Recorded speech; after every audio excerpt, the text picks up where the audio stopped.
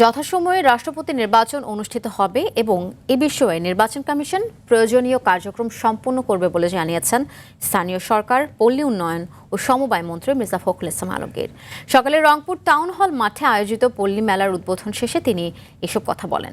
তিনি বলেন, রাষ্ট্রপতি পদে কে মনোনয়ন পাবেন সে বিষয়ে সিদ্ধান্ত নেবে দল। তবে নির্বাচন আয়োজন ও সাংবিধানিক প্রক্রিয়া সম্পন্ন করার দায়িত্ব নির্বাচন কমিশনের। স্থানীয় সরকার সংক্রান্ত বিষয়েও মন্ত্রণালয়ে আলোচনা করে সিদ্ধান্ত নেওয়া হবে বলে জানান তিনি। এর আগে রংপুর নগরীর টার্মিনাল এলাকায় পল্লী ভবনের উদ্বোধন করেন।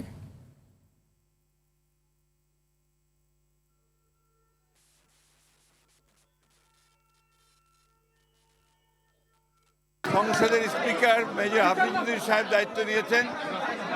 সংবিধান অনুযায়ী যথাসময়ে রাষ্ট্রপতি নির্বাচন হবে এবং দল সিদ্ধান্ত নেবে কাকে সেখানে মনোনয়ন দেওয়া হবে। সম্পূর্ণভাবে নির্বাচন কমিশন করবে। আর আমাদের যেহেতু স্থানীয় সরকারের বিষয় আছে, এই বিষয়টা আমরা মন্ত্রণালয়ে আলোচনা করে সিদ্ধান্ত নেব।